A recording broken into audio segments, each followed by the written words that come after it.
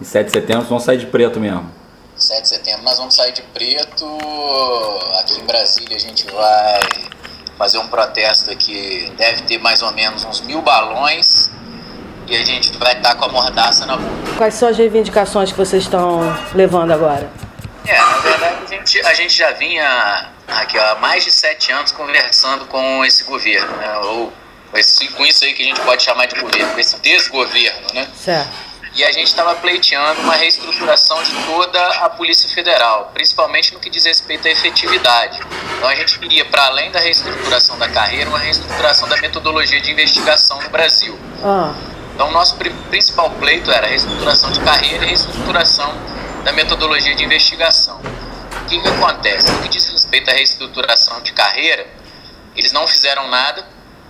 Agora, ao final, falaram que o governo não tem interesse em discutir nada sobre reestruturação de carreira, e pior, estão dando apoio à manutenção da mudança de investigação.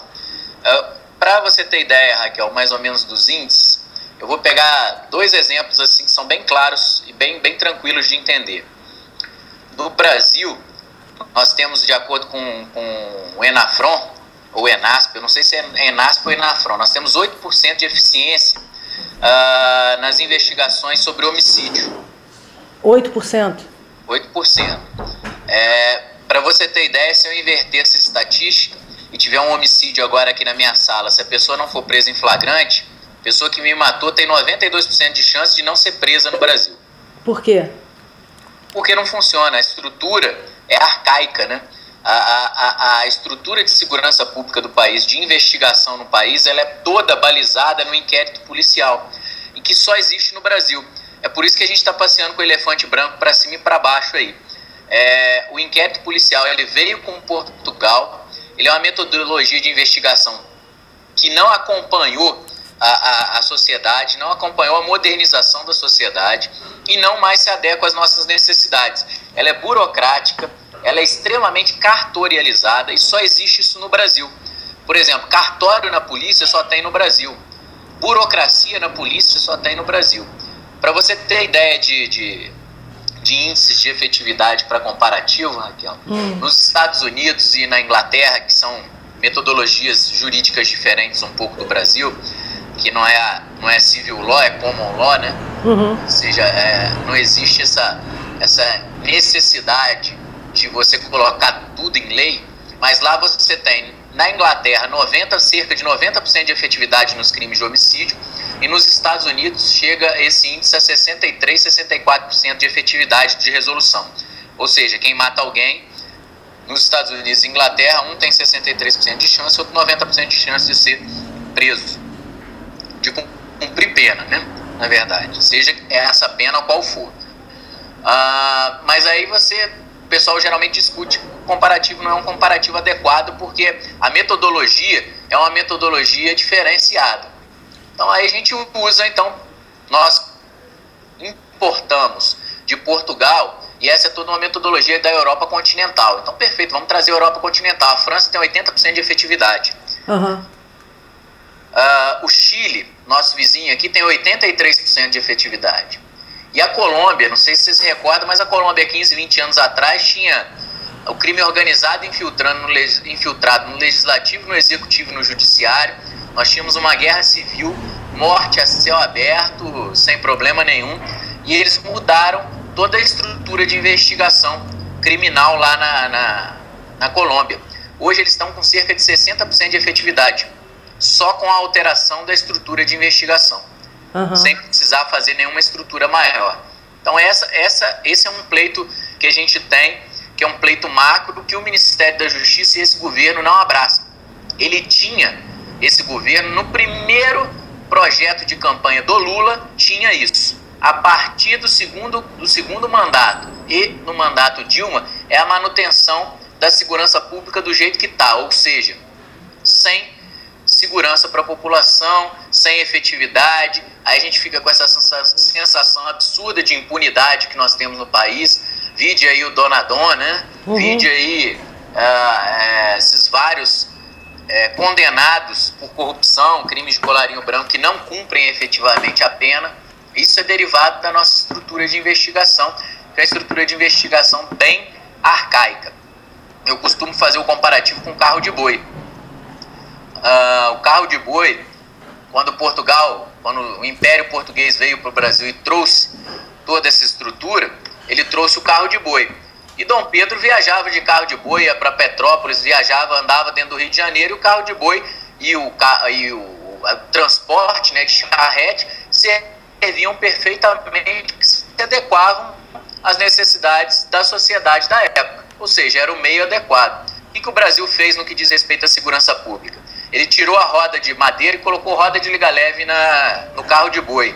Pegou a estrutura, que era uma estrutura pesada, e colocou fibra de carbono no carro de boi. Colocou 30 bois para puxar o carro de boi. Mas mesmo assim, hoje, com a modernização, o bandido está andando no mínimo de golzinho 1.0. Se esse gol não quebrar, a gente não pega.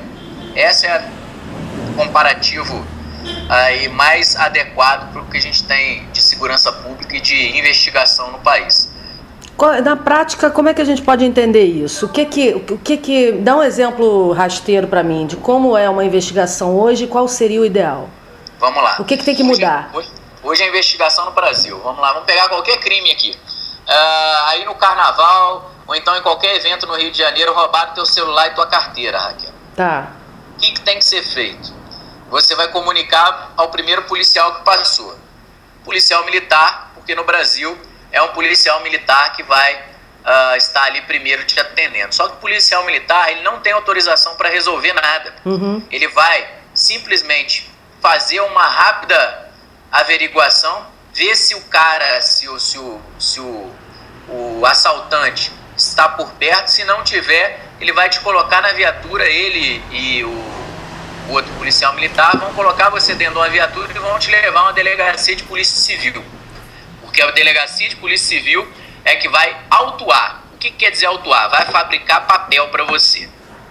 Aí você vai chegar nessa delegacia da polícia civil, vai esperar a figura do delegado de polícia chegar.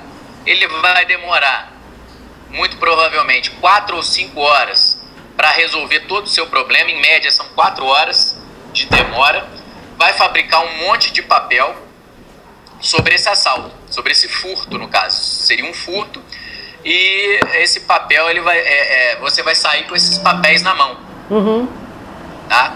E aí, vai ser com esses papéis, vai ser formado um inquérito policial e vai ser despachado para uma equipe que tem um delegado e alguns agentes para que eles investiguem essa situação.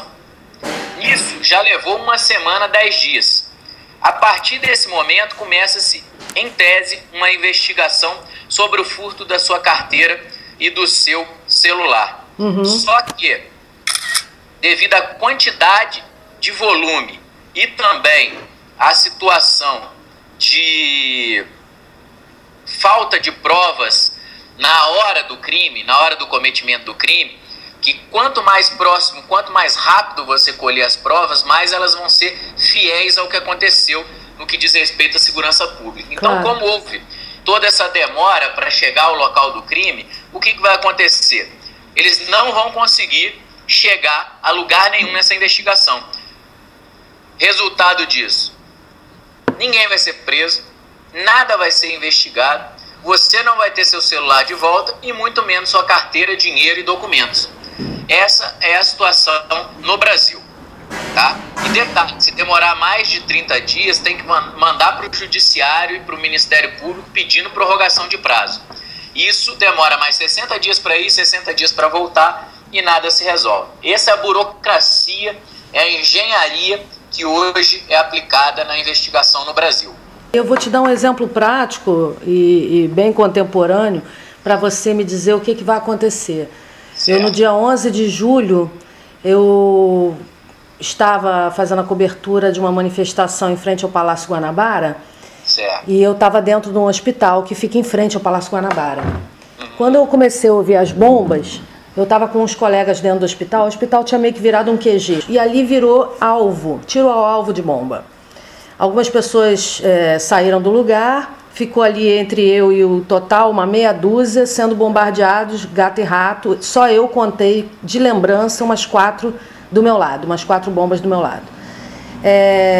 Por conta desse evento, apesar da população gritar, não, é um hospital e etc., da gente levantar os braços, a coisa virou uma nuvem branca. E aí alguém gritou, falou atrás de mim, vamos sair daqui, não está dando para respirar. Eu saí correndo em direção à porta do hospital e esqueci que ela era de blindex e atravessei a porta. O pessoal dos advogados voluntários, um deles me falou, como você teve ferimento e tal, é importante você ir à delegacia, fazer o registro e etc. Fui à delegacia e finalmente quando eu fui atendida, aí foi um bom atendimento até, e eu saí de lá com um BO, um papel, um desses papéis que você falou, para ir ao IML, e saí com um BO de abuso de autoridade. Isso foi no dia 11, madrugada do dia 12, esse registro, né? E eu fui ao IML, disseram que eu tinha que esperar 30 dias para chegar algum resultado desse meu exame no IML na delegacia. Laudo de corpo de delito. O laudo de corpo de delito. E dentro desse modelo que você está falando, você antes falava de um celular. Sim. Né? Um celular inocente, que só o dono do celular foi prejudicado. Exatamente. E no meu caso? O que vai acontecer? O delegado vai mandar para um escrivão de polícia. O escrivão de polícia vai fazer toda a burocracia. O que é a burocracia? Autuar isso no inquérito policial. Fazer toda a portaria de instauração, todas as comunicações de praxe, aquela burocracia que não existe em nenhum outro país do mundo. Após isso, eles vão, se você tiver relacionado a algum nome de algum policial militar do BOP que tenha participado e que você lembrou o nome, eles vão mandar um ofício intimando os policiais que você tenha relacionado. Se não, ele vai mandar um ofício para o chefe do batalhão, para que ele relacione todos os policiais que participaram daquele dia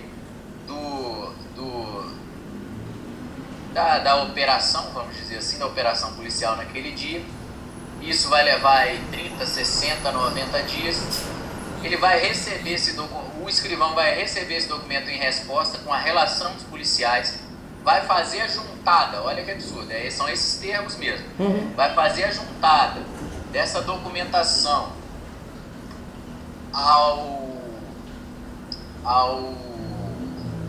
no processo, no inquérito, né, policial, e vai fazer concluso para o delegado. O delegado, depois de 2, 3 dias, 4 dias, vai pegar, vai olhar, vai ver, olha, tenho N policiais aqui e não tem a pista de quais os policiais realmente entraram no hospital. Então vamos intimar todos. Vai intimar todos para serem todos ouvidos na delegacia. Isso é inquérito. Isso eu estou sendo pragmático e te dando o trâmite normal, ordinário. Certo. Se ele andar. Porque corre o risco dele não andar e não ter nenhuma oitiva. Vão ser ouvidos todos. Todos. Os policiais militares. Mesmo, e aqui está acontecendo uma coisa interessante, porque tem vários que estão sendo, tipo, a escala de folga é que não tem folga, entendeu? Já há muito tempo. E no meu BO, particularmente, eu não citei nenhum, porque como veio da mancha, né, de grupo do choque, não dava para identificar. Aí fica na conta do comandante, digamos, né? Na verdade, o que vai acontecer nesse seu boletim de ocorrência? Ele vai ser enviado para o judiciário depois de 30 ou 60 dias.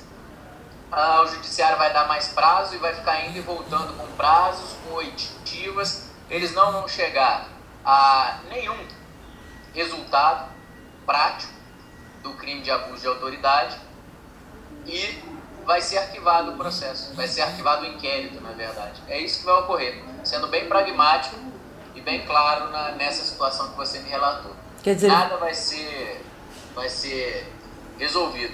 Isso aí vai levar, sendo bonzinho contigo, essa enrolação, 1 ano e meio, 2 anos. Que beleza. Quer dizer, todo mundo que está agora... Essa prestação de serviço público que o governo está fornecendo à sociedade. A gente paga imposto para ter uma segurança pública eficiente. Toda a população, eu, você, todo mundo.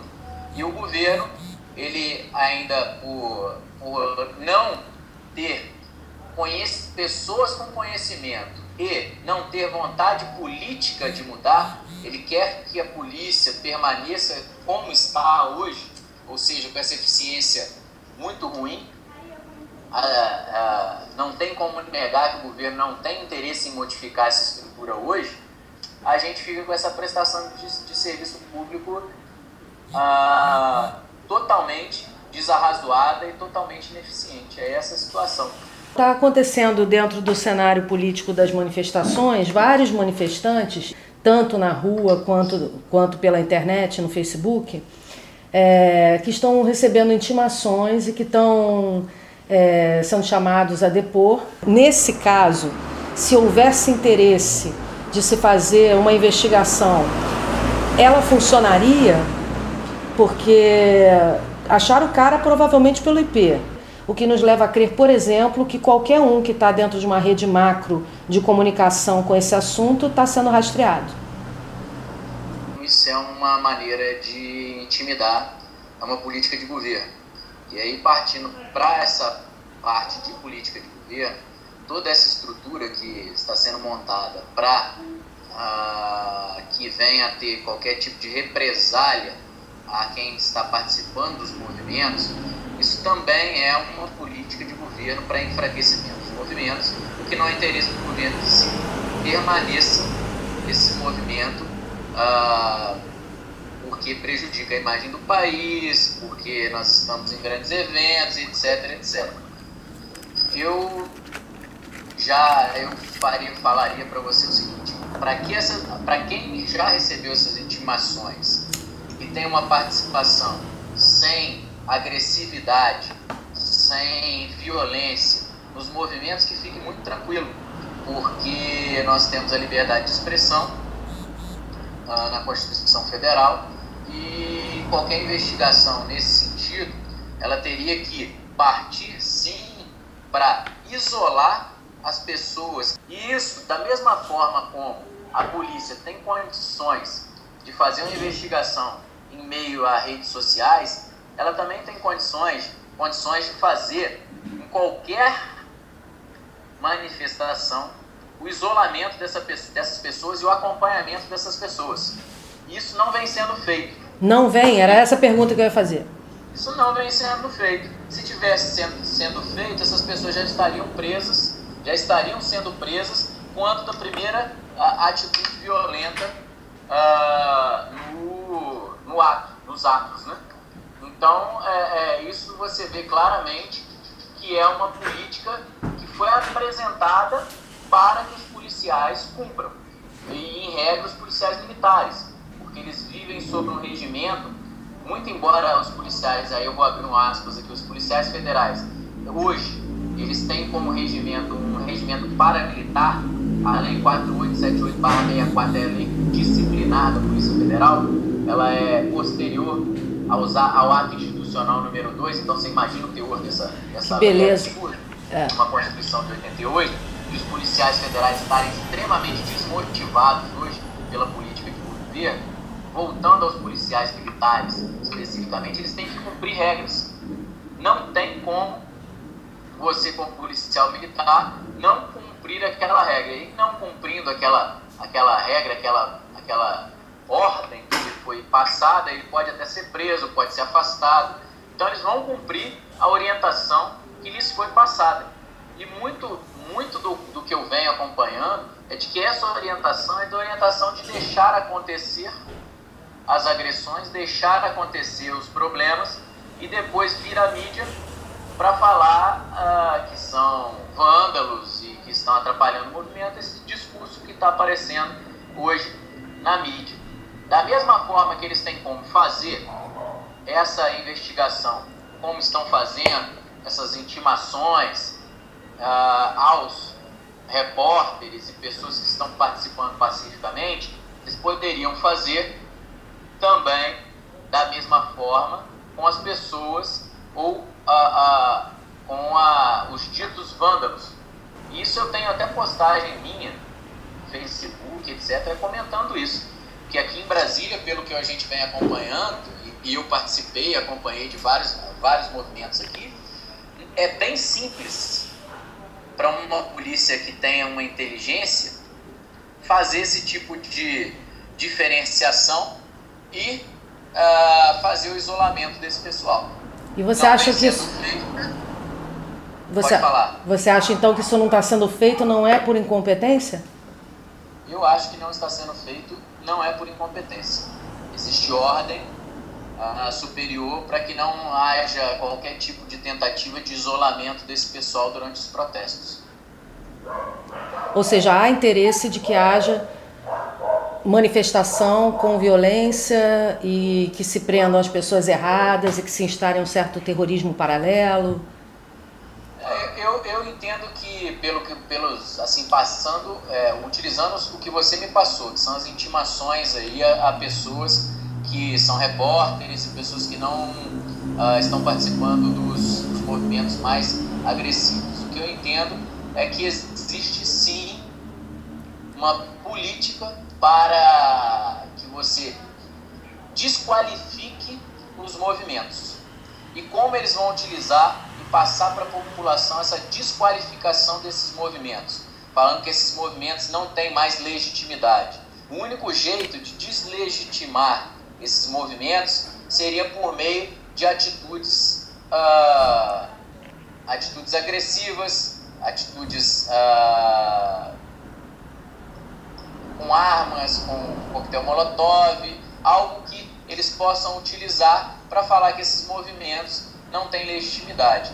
Então eles deixam essa situação ocorrer sob o manto de que não há possibilidade de se isolar essas pessoas no meio de uma multidão, que realmente não é um trabalho fácil, mas dá para ser feito. Porque no meio de uma multidão, você isolar 50, 60 pessoas não é fácil de se fazer. Mas a gente também pode utilizar as imagens aí do Leblon, onde todos aqueles que estavam quebrando o banco e lojas, eram poucas pessoas. A grande quantidade já tinha se dissipado, já tinha saído, a grande mobilização estava em outro caminho e nada foi feito para impedir aquele quebra-quebra daquelas pessoas. É verdade. Então a gente entende que é o meio pelo qual vai se paulatinamente desqualificando os movimentos. Em algum momento a Polícia Federal foi chamada para uma conversa sobre esse momento político que a gente está vivendo? Olha, eu como presidente do sindicato com certeza não seria chamado para essa conversa, né? Mas acredito que parte da Polícia Federal, alguma parte da Polícia Federal, tenha sido comunicada sim, principalmente a parte de inteligência, mas a Polícia Federal efetivamente não atua nesses movimentos. Os policiais federais, no máximo, atuam na segurança de dignitários, ou seja, se houvesse alguma necessidade de algum representante internacional estar presente e algum protesto contra esse representante internacional, aí nós teríamos policiais federais trabalhando diretamente nesses movimentos. O que a Polícia Federal atuou foi só o do quebra-quebra que teve no Itamaraty. E foi posterior. Nós fizemos a perícia e trabalhamos naquela investigação específica do quebra-quebra no Itamaraty, porque é o bem público federal. E a ABIN? De que maneira que ela entraria? A ABIN, com certeza. A ABIN, com certeza? A ABIN, inclusive, com infiltrados, você pode ter certeza. No Rio de Janeiro, Brasília, Belo Horizonte, Pernambuco? Todos os lugares, todas as principais capitais. Infiltrados como manifestantes ou até como fotógrafos, jornalistas, etc. Como jornalista, como fotógrafo, como vendedor de picolé, como manifestante, como vendedor como é que fala? Vendedor de cobertor, igual aconteceu aqui com a gente na manifestação nossa aqui no dia da marcha dos policiais federais. A gente tem 90% de certeza de que o vendedor de cobertor é da ABIN, porque ninguém vende cobertor com um sol daquele aberto a pino, meio-dia, para os policiais federais, acompanhando os policiais federais vendendo cobertor em plena plena luz do dia, a 35 graus de calor. E não ia vender um cobertor como não vendeu, né? Então eu estava acompanhando os policiais federais com outro intuito. O que você tem a mais de informação sobre a BIM? Porque, inclusive, aqui no Rio de Janeiro, numa manifestação que houve no Leblon em julho, eu cheguei a ter essa informação diretamente, cheguei a fazer um artigo que eu publiquei na minha página no Facebook, sem muitos detalhes, porque eu não tive muitos detalhes que eu tenha conseguido apurar. Mas dias depois da minha publicação, o Globo publicou o fato que foi, entre alguns detidos do quebra-quebra do Leblon, que foi exatamente esse aí ao qual você se referiu, que foi o dia que a PM não fez nada, e já estava antes do quebra-quebra marcado uma coletiva do governador, comandante, chefe da Polícia Civil e OAB para as 8 da manhã, quer dizer, ficou bem claro que houve o interesse de deixar quebrar para que essa reunião tivesse um conteúdo de efeito. E o que aconteceu foi que do grupo de detidos na 14ª DP, tinha uma mulher. E lá para as tantas, essa mulher estava acompanhada de uma advogada, mas essa advogada se aproximou de um advogado voluntário meio que pedindo ajuda. Aí ele falou, mas você não é advogada dela? Que tipo de ajuda que você precisa? Se ela tem advogada, não precisa da gente, a gente está aqui para atender quem não tem advogado. E aí apareceu um suposto amigo dessa que tinha sido detida, envolvida provavelmente no quebra-quebra das lojas, de bancos, etc. E aí apareceu o marido dela, também servidor, que se apresentou como da ABIN, dando carteirada mesmo, e que estava muito nervoso e chegou a discutir com a delegada e ficou detido também por desacato à autoridade, porque parece que ele se excedeu. Esse evento aconteceu nesse dia do Leblon. Então eu estou falando de 2 caras da ABIN, provavelmente, e isso porque a gente não sabe quem era essa mulher, nem quem era essa advogada. Desde então, isso ficou meio que restrita, essa informação, à atenção de algumas pessoas, mas sem muita confirmação maior e sem muito debate maior sobre isso. E na minha compreensão, desde então, a ABIN está dentro, né? Qual seria o porquê da orientação para a ABIN estar dentro desse tipo de investigação e de que maneira você sabe que ela está ou de que maneira você imagina que ela está? Na verdade, a gente só imagina porque a gente não tem fontes oficiais para te dar essa informação. Certo. Mas, de qualquer forma, esse acompanhamento pela ABIN faz parte da atribuição do próprio órgão, da Agência Brasileira de Inteligência. Essa atribuição deles, fazer o acompanhamento, inclusive, de todo o movimento social, todo o movimento sindical, tudo isso, a ABIN tem um acompanhamento e faz relatórios semanais. Então, vocês podem ter certeza que relatórios semanais, com nome de participantes, se eles conseguirem, com fotografias, tudo isso eles apresentam. Faz parte da atribuição do órgão. Aqui em Brasília a gente sabe que, inclusive, tiveram agentes da ABIN, no caso do Itamaraty, envolvidos no caso do Itamaraty, e depende muito da instrução e da política que está querendo ser implementada. A ABIN ela pode ser mal e porcamente feito um comparativo com a CIA americana. Uhum. Então, você pode fazer aí um paralelo de atribuições e de ações que visam a proteção do Estado ou do governo, né? Então você pode ter certeza que esse acompanhamento vem sendo feito. Agora, quanto às ingerências efetivas em movimentos, em quebra-quebra, nós temos aqui no Sindipol essa preocupação, no Sindicato de Policiais Federais essa preocupação. Nós já temos fotos de pessoas que não são policiais infiltrados dentro do movimento policial federal. Da mesma forma, eles infiltram gente dentro dos movimentos sociais, com certeza. E isso aí cabe, por isso que essa dificuldade de vocês é muito difícil de se dirimir. A nossa, nós conseguimos fotografar, nós temos fotos, nós temos alguns levantamentos, até porque o número de policiais aqui é restrito e nós conhecemos quase todos mas vocês vão ter essa dificuldade. Agora, a certeza vocês têm. Existem agentes da BIM infiltrados, a gente não sabe quais as ordens e não tem como a gente ter certeza de quais as ordens são passadas, se eles participam ou não de quebra-quebra ou de movimentos para desqualificar esses movimentos sociais, só que o relatório e a participação com certeza porque faz parte da atribuição da própria Agência Brasileira de Inteligência. Então eles estarão e sempre estarão e estão acompanhando todos esses movimentos, seja as estratégias e a montagem dos movimentos, as preparações, seja durante os movimentos. Eles vão estar acompanhando vocês com certeza. E isso tanto na rua quanto nas redes, né? Obviamente. Tanto na rua quanto na rede. Ou seja, tá todo mundo monitorado mesmo que o log não seja aberto porque de repente aquela pessoa não é a primeira da lista, mas ela tá lá. Não, com certeza, e eles infiltram gente.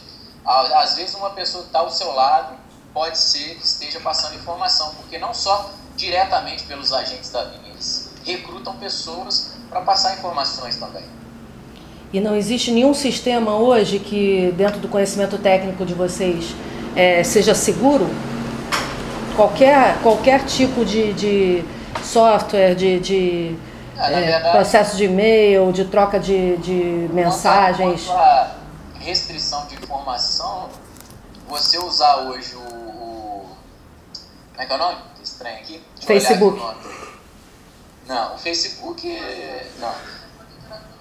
Mas é o que eu te falei. Se eles infiltram alguém dentro da mídia ninja, que é o caso de vocês aí, eles vão ter acesso a todas as informações sem precisar fazer nenhuma investigação e sem paranoia nenhuma de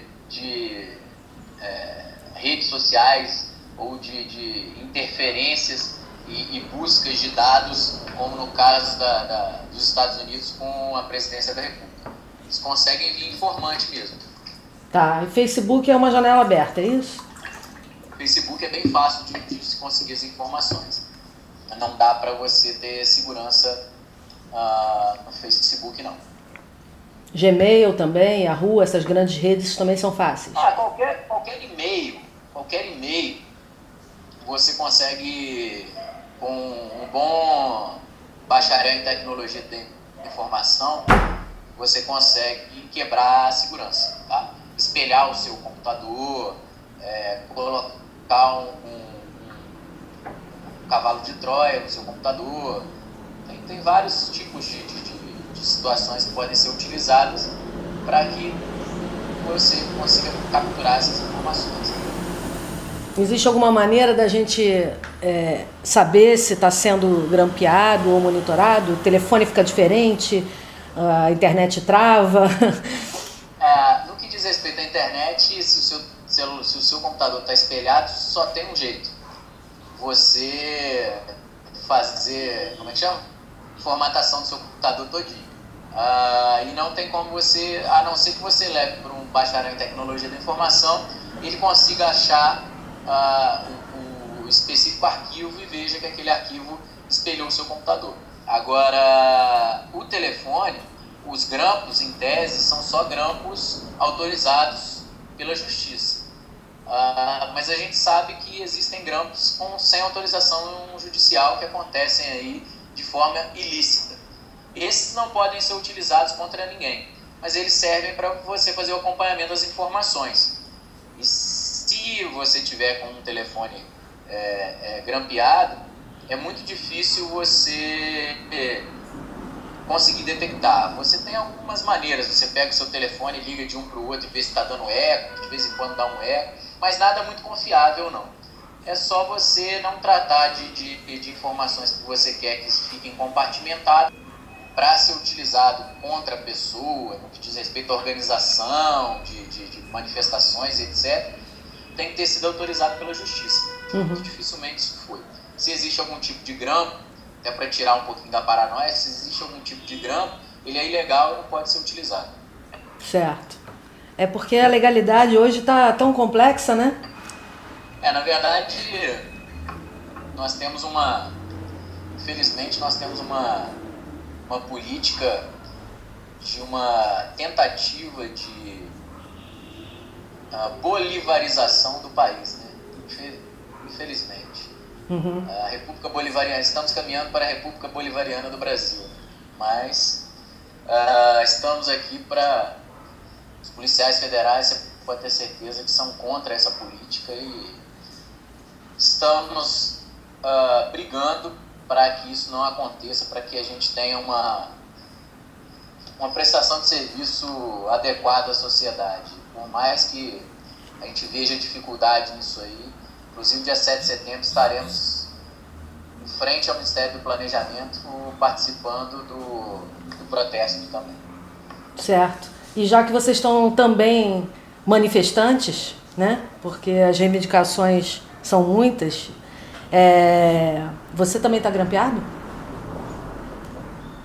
Muito provavelmente. Provavelmente.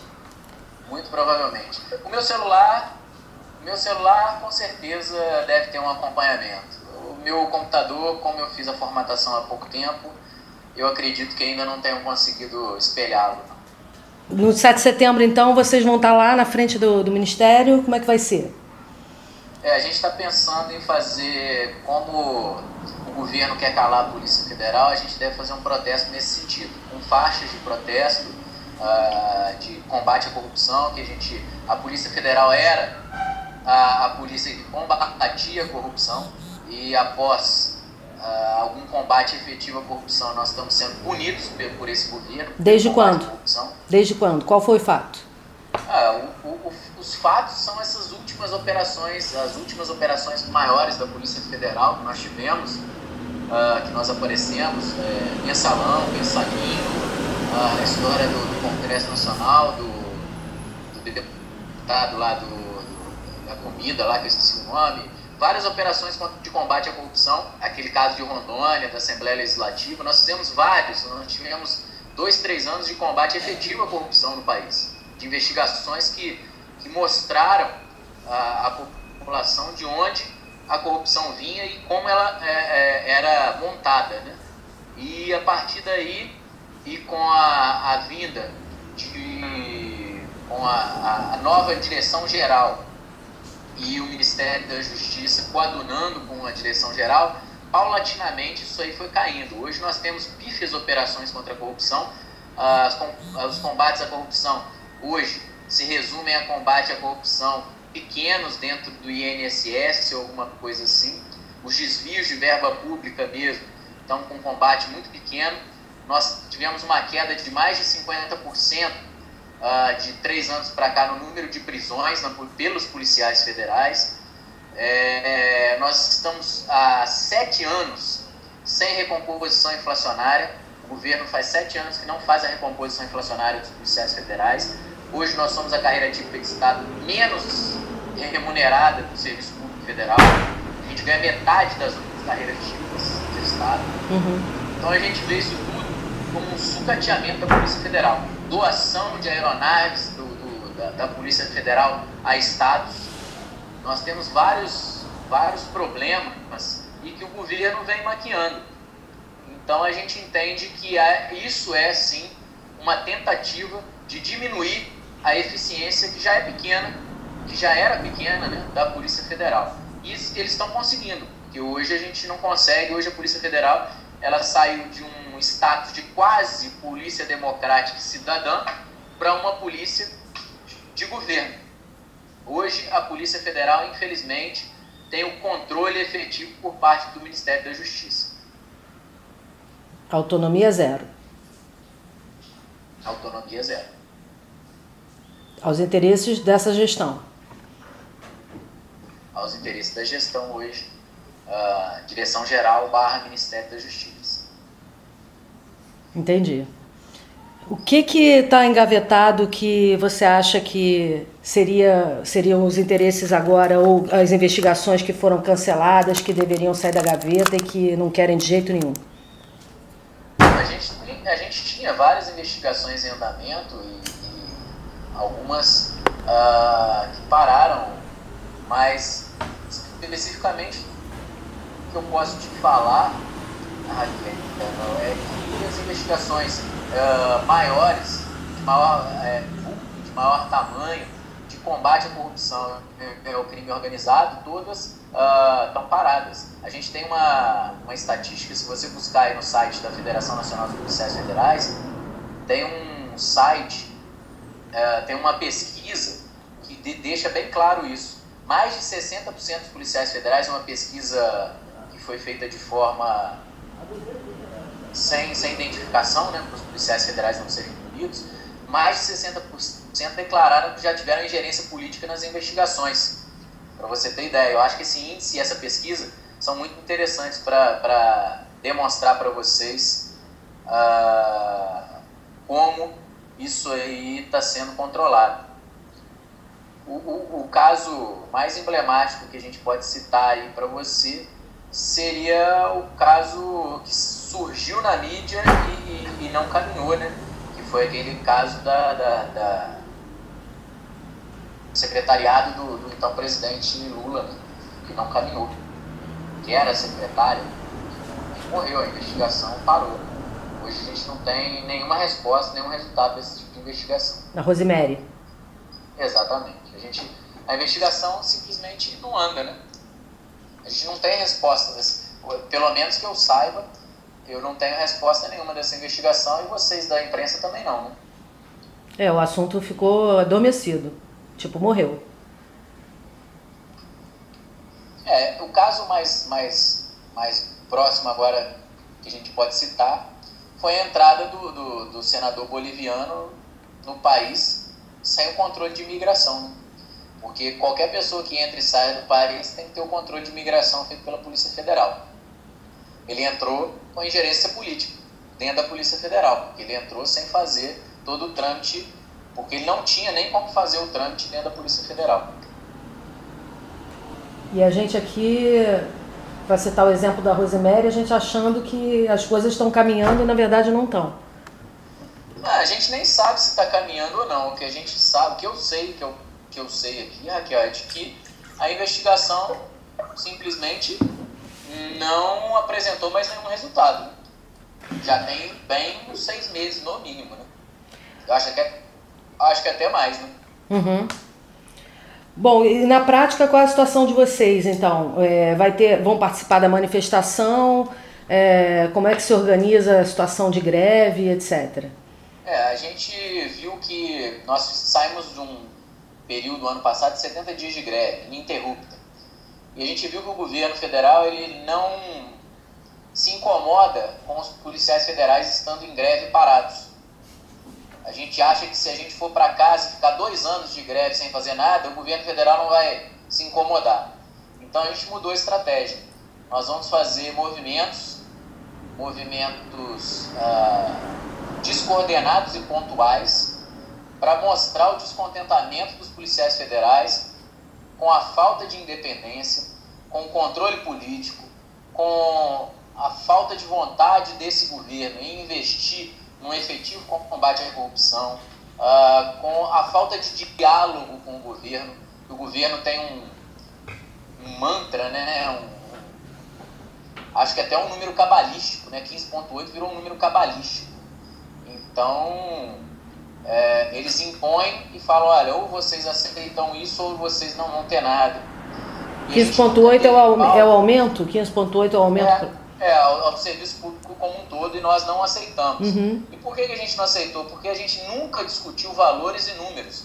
O que a gente discutia é a reestruturação da carreira para que a gente possa dar à população uma segurança pública de mais qualidade, começando pela Polícia Federal. É lógico que a gente não pode ter ingerência na mudança estrutural de todas as polícias, mas dentro da Polícia Federal a gente queria uma reestruturação de carreira para que a gente comece a se equiparar às melhores polícias do mundo. Comece a andar, dar os primeiros passos no caminho de uma polícia técnica, né?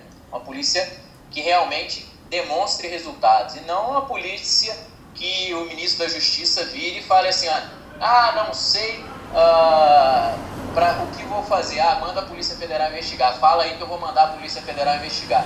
Você já notou que quando o crime tem repercussão na mídia, o Ministério da Justiça aparece prontamente e fala que vai colocar a Polícia Federal para investigar?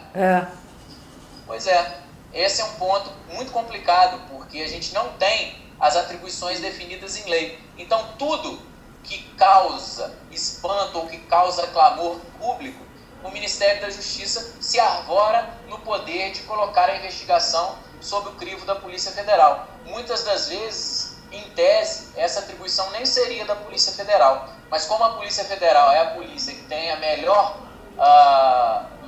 avaliação pela população brasileira, é o órgão estatal com melhor avaliação pela população brasileira, ele usa, o Ministério da Justiça usa esse bom nome para falar que vai colocar a cargo da Polícia Federal aquela investigação específica.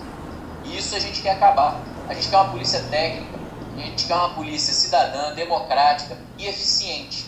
E essa é a busca. Por isso a gente negou os 15,8, porque nunca foi esse o nosso pedido.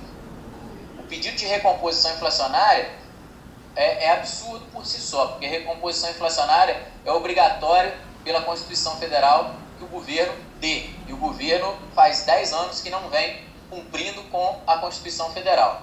Então a gente vê isso não como uma benesse, mas como uma obrigação do governo. Quanto à reestruturação da polícia, reestruturação da carreira, de a gente transformar e mudar essa investigação brasileira para uma investigação que tem eficiência, esse é o nosso pleito principal. É por isso que a gente está brigando, né? A gente quer um combate efetivo à corrupção. A gente quer um combate efetivo ao crime organizado. É o que a gente imagina que a gente dorme pensando que isso está acontecendo, mas pelo que eu estou entendendo de tudo que você está falando, fica uma situação de fachada, né? É só você pegar as estatísticas, né? Pegando as estatísticas de eficiência, você vê que nós estamos 350 anos, no mínimo, atrasados no que diz respeito à segurança pública. Inclusive sem estrutura, sem equipamento. Olha, a estrutura vem sendo sucateada de 3 anos e meio, 4 anos para cá. A gente tinha uma boa estrutura, tinha uma condição financeira boa para trabalhar, e ela vem sendo sucateada de 3 anos e meio, 4 anos para cá, tá?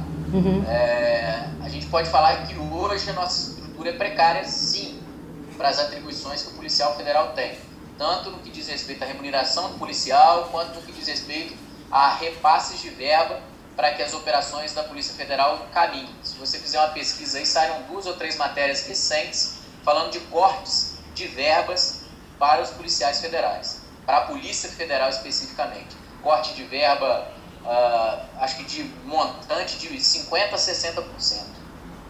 No caso especificamente do que foi noticiado da espionagem no gabinete da presidente, isso não seria atribuição da Polícia Federal em algum momento entrar junto com a ABIN ou não? É só a ABIN? Na verdade, se tiver qualquer ilícito, e muito provavelmente vai ser detectado algum ilícito, sim, é atribuição da Polícia Federal, porque trata-se de uma espionagem dentro da Presidência da República ou de dados e fatos específicos e afetos à Presidência da República e a ministérios. Então caberia sim à Polícia Federal esse tipo de investigação. Mas a princípio a parte política, a parte de investigação política do caso seria via Agência Brasileira de Investigação, de Inteligência, né? Desculpa. A parte política, a parte criminal, a parte de investigação de delitos seria da Polícia Federal, sim. Essa investigação ela teria que ser feita pela Polícia Federal. E o que vai se tornar extremamente dificultoso, porque nós temos os nossos melhores quadros saindo da Polícia Federal, alguns extremamente desmotivados, alguns que saíram da inteligência por falta de reconhecimento profissional e também pelos cortes que vêm sendo efetuados no orçamento policial federal. Mas pode ser que, em tese, seja uma pauta que interesse ao ministro da Justiça. Sim. Daqui a pouco o Ministério da Justiça vai declarar que a investigação dos crimes, você pode ter certeza que a investigação dos crimes, porventura existentes no caso, vão ser investigados pela Polícia Federal. Essa declaração, daqui a, no máximo, uma semana, você pode ter certeza que vão aparecer. 1 semana, 15 dias, vai aparecer essa declaração na imprensa. Entendi. Bom, então vocês vão para a manifestação, vão trabalhar dessa maneira que você está falando, né? Greve não interessa porque na verdade é um presente, né? Exatamente. E tem alguma... A gente numa greve, nós iríamos atingir a população. E não é essa a intenção nossa. A intenção nossa é que o governo queira uma polícia eficiente. Então, nós parando, a gente afeta a entrega de armas, o controle de armas, o controle de químicos, a parte de portos, a gente afeta a emissão de passaporte. Não é essa a intenção. A intenção nossa não é atingir a população, muito embora a greve seja, vamos dizer assim, a última rácio, aquilo que a gente tem que usar quando não tem mais nada para discutir. E a gente está nessa situação com o governo. O governo não dialoga. Então seria, sim, um pleito e uma situação a se pensar. Mas hoje, o grupo de policiais que comanda a federação e a base votando, a base dos policiais federais em votação, entendeu que não seria a hora de fazer greve justamente por isso, porque atingiria a população e o governo não está preocupado com essa situação da Polícia Federal parar. Ele está preocupado, sim, se existe ou não uma mídia e uma imprensa negativa. Infelizmente, nós chegamos a essa situação no diálogo com o governo federal.